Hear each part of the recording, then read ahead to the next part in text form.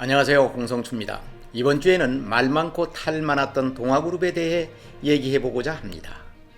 동아그룹은 2세 경영인이었던 최원석 회장의 화려한 여성관계 문제 때문에도 많은 구설수에 올랐던 기업입니다. 그러나 동아건설은 세계 8대 불가사의라고 칭할 만큼 거대한 토목공사인 리비아 대수로공사를 3단계에 걸쳐 완공한 굴지 건설사였습니다. 한때 재계랭킹 10위까지 올랐던 동아그룹이 왜 망했는지, 그리고 최원석 회장의 근황 등을 상세하게 살펴보겠습니다. 동아그룹은 1945년 창업회장인 최준문 회장이 충남 토건을 건립하면서 시작됩니다. 최 창업회장은 간척지를 건설하는 등 토목공사로 이름을 날리고 1957년 서울로 진출해 본격적으로 사업 확장에 나섭니다. 회사 이름도 동아건설 산업으로 바꿔서 국내 건설업계를 리드합니다. 1970년대 국내 건설사로는 최초로 사우디아라비아에 진출해 해외 건설 물꼬를 트기도 했습니다. 그리고 1973년 정부에서 운영하던 대단위 물류회사인 대한통운을 인수함으로써 명실상부한 재벌반열에 올라섭니다. 최 창업회장이 건강이 나빠지자 장남인 최원석 회장에게 경영권을 물려주고 자신은 일선에서 물러납니다. 이때가 1977년입니다. 최 회장은 20대부터 아버지를 도와 후계 수업을 받았기 때문에 경영권 승계에는 무리가 없었습니다. 특히 그는 저돌적인 성격이 소유자로 건설업계의 특성과 잘 맞아서 사업은 승승장구합니다. 사우디에서 대단히 프로젝트를 성사시키며 동아건설의 위상을 한층 높입니다. 최원석 회장의 걸작은 1983년 리비에라로부터 수주한 대수로 공사입니다. 이 공사는 1단계, 2단계, 3단계로 이루어지는데 모두 동아건설이 수주해 세계를 놀라게 했습니다. 리비아 동남부 내륙에 있는 사막지대의 지하수를 지중해 연안으로 공급하는 대프로젝트입니다. 이 지하수 양은 약 35조 톤으로 나일강의 수량을 200년 동안 공급할 수 있는 어마어마한 양입니다. 원래 미국 석유 탐사팀이 처음에는 원유인 줄 알고 탐사했었는데 알고 보니 지하수였습니다. 당시 리비아의 카다피 원수가 이 물을 끌어들여 한반도의 약 6배에 이르는 사막을 옥토로 만들겠다는 계획으로 이 공사를 시작한 것입니다. 저는 1995년 리비아 현지 취재를 간 적이 있습니다. 당시만 해도 리비아는 유엔으로부터 제재를 받고 있어서 직접 트리폴리 공항으로 가지 못하고 튀니지에서 내려 버스를 타고 리비아에 들어갔던 기억이 있습니다. 리비아에서의 동아의 위상은 엄청났습니다. 마치 우리나라 1950년대와 60년대 미군 부대를 연상케 했습니다.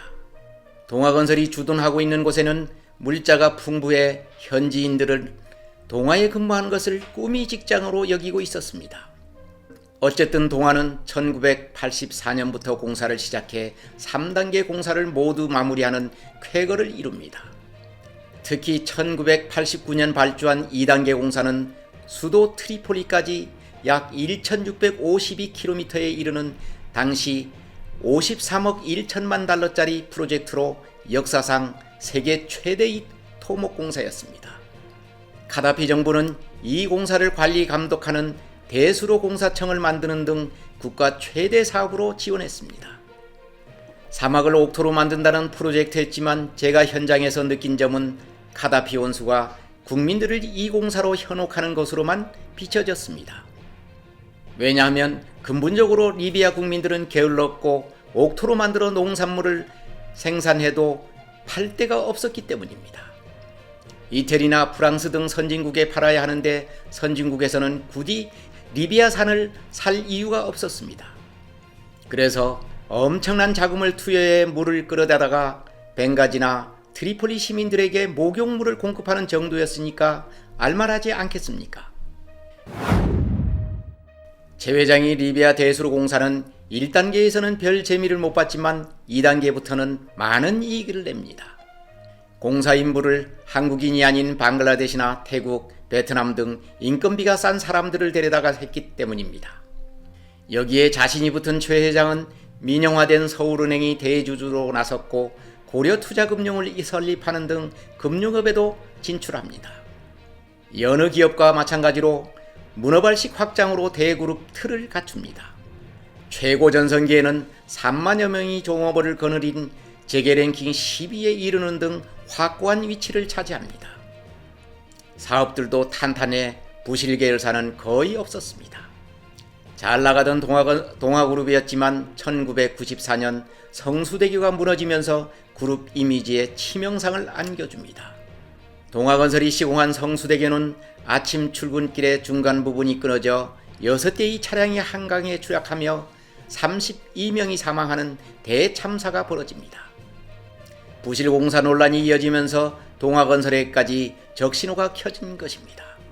동아건설은 해외 공사에 치중해 국내에선 재건축, 재개발 공사를 수주했는데 막대한 이주 비용이 발목을 잡고 말았습니다. 1998년 IMF 구제금융을 받게 되자 재개발 주택 사업 등에 투자한 1조 4천억 원이 고스란히 묶이고 말았습니다. 계열사를 정리하면서 버티려고 했으나 역부족이었습니다.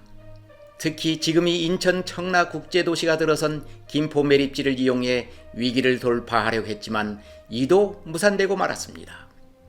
동아건설은 해외 건설 경기가 시들해지자 그 장비를 들여와 김포 매립지 간척 사업을 해 1천만 평이 넘는 토지를 갖고 있었습니다. 비슷한 시기에 현대건설이 서해안 간척지를 만든 것도 이런 일환이었습니다. 정부에 일부 토지를 기부하고 용도 변경을 요청했지만 정부는 허용해주지 않았습니다. 당시 농림부 장관은 이 땅이 처음에 농지로 개발되었기 때문에 용도를 변경해 줄 수 없다고 발표했었습니다. 나중에 용도 변경돼 청라지구가 들어섰으니 최 회장은 화가 날만도 했습니다. 용도 변경 불가로 한 줄기 희망도 사라지고 말았습니다. 결국 최원석 회장은 1998년 부실 경영에 대한 책임을 지고 동아그룹이 경영권을 채권단에 넘기게 됩니다.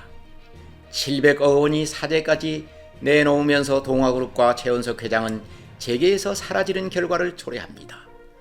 그 뒤 동아건설은 전문 경영인 체제로 들어섰지만 2000년 11월 최종 부도 처리되어 법정관리 대상 기업으로 있다가 그 이듬해 파산 선고를 받음으로써 사실상 동아그룹은 해체되고 말았습니다. 최원석 회장은 동아그룹 경영에서 손을 떼게 된 이유에 대해 2009년 월간조선 12월호에 이렇게 피력한 적이 있습니다. 1998년 5월 주거래은행인 서울은행장이 자신을 만나 당신이 있으면 금융지원도 안 되고 김포 매립지도 용도 변경이 안 되니까 그룹 전체를 내놓고 나가라. 개인 재산도 몽땅 내놔라. 동아는 우리가 살리겠다고 했다는 것입니다. 이때 최 회장은 자신 하나 때문에 그룹 전체가 날아가면 안 된다는 생각에 은행 측 요구를 수용하고 경영 일선에서 물러났다고 주장했습니다. 최 회장은 당시 동아그룹은 유동성 위기였을 뿐 부실 기업은 아니었다고 강조했습니다. 1997년 12월 동아건설 자산이 6조 2천억 원이었고 부채가 4조 9천억 원으로 자산이 부채보다 1조 3천억 원 많았다는 것입니다. 재무제표상 1천억 원밖에 안 되는 김포 매립지는 공시지가로만 1조 원에 달했고 만약 용도 변경이 됐다면 자산 가치가 20조 원에 달했을 것이라고 울분을 토로했습니다. 어쨌든 최원석 회장은 창업회장이 장남으로 태어나 세계적인 토목공사를 수주해 완공하는 등 성공한 재벌 2세 총수에서 부실 기업인이라는 낙인이 찍혀 경영계에서 사라지고 말았습니다. 지금은 선친이 세운 공산학원 이사장으로 있을 뿐 대외 활동은 거의 안 하고 있습니다. 창업보다 수성이 얼마나 힘든지를 보여준 케이스가 아닌가 생각됩니다. 최 회장을 얘기할 때 결혼과 이혼 등으로 숱한 구설수에 올랐던 일들을 하지 않을 수 없습니다. 최 회장은 공식적으로 3번이 결혼과 3번이 이혼으로 되어 있지만 사실은 4번이 결혼과 4번이 이혼이었습니다. 첫 번째 부인이 미스코리아 출신이 신모 씨였고 두 번째가 영화배우 김모 씨였습니다. 김모 씨와의 사이에는 일남 1년이 자녀가 있습니다.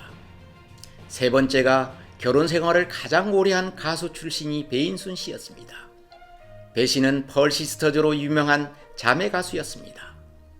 최 회장이 끈질긴 구애로 결혼해 3남을 낳고 재벌가 안방마님으로 무난한 삶을 살고 있는 것으로 비춰졌었습니다. 그러다 1998년 파경을 맞고 말았습니다. 이혼할 때도 자동차 사고 등으로 많은 구설수에 오른 적이 있었습니다. 결정적인 것은 2003년 자전적 에세이인 30년 만에 부른 커피 한 잔이라는 책 때문이었습니다. 이 저서에는 최 회장이 부도덕한 삶을 고스란히 노출해 많은 사람들이 눈살을 찌푸리게 했습니다.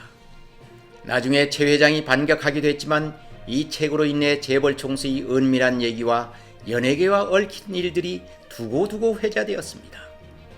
최 회장은 배인순 씨와 결별한 뒤 미모의 아나운서 출신과 결혼하면서 또 한 번 입방아에 올랐습니다.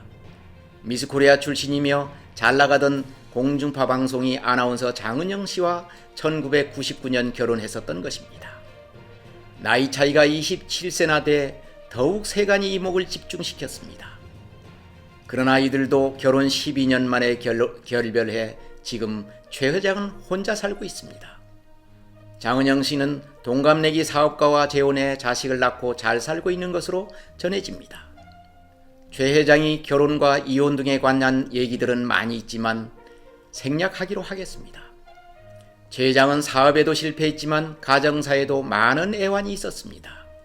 배인순 씨와 사이에 난 차남이 남한강 별장에 가족들과 놀러갔다가 익사하는 사고를 당하고 맙니다. 특히 이 아들은 배인순 씨와 불화 때 아버지 편을 들어 최 회장이 아꼈던 아들이었습니다. 최 회장에게 신장을 떼 기증하기도 한 효자였습니다. 외동딸은 삼성 이병철 회장이 둘째 아들인 이창희 세안그룹 회장 집안에 시집갔으나 남편이 요절하는 등 악재가 꾸준히 이어왔었습니다. 저는 최 회장 일가를 많이 취재했었습니다. 창업 회장 역시 부인이 4명이나 돼 잦은 송사를 일으켰었습니다. 이복 여동생이 기자회견을 자청해 집안 내력을 거침없이 폭로한 적도 있었고 심지어 생모가 최 회장을 고발한 적도 있었습니다. 최 회장의 동생은 얼마 전 소설가로 변신했다고 해서 화제가 됐던 최원영 씨입니다. 최원영 씨는 동아전공 등 알짜 기업을 분가받아 사업하다 역시 IMF 구제금융을 받을 때 기업들이 쓰러지고 말았습니다. 시사주간지인 시사저널과 예술잡지 객석을 창간한 이도 최원영 씨였습니다.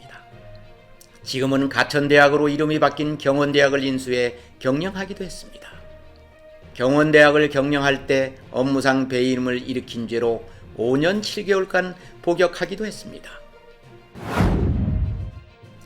오늘 동아그룹 최원석 회장에 대한 얘기를 하는 것은 한때 세계 최대의 토목공사를 수주하는 등 우리나라 해외 건설사의 한 획을 그은 경영이었지만 그를 둘러싼 많은 얘기들이 지금도 끊이지 않고 있기 때문입니다. 화려하고 복잡한 가정사와 망하게 된 경위 등이 아직도 재계에서는 화제를 불러오고 있습니다. 기업이 흥망성쇠는 언제나 있기 마련이지만 동아건설이 몰락은 재계에 많은 시사점을 주었다고 하지 않을 수 없습니다. 경청해 주셔서 감사합니다.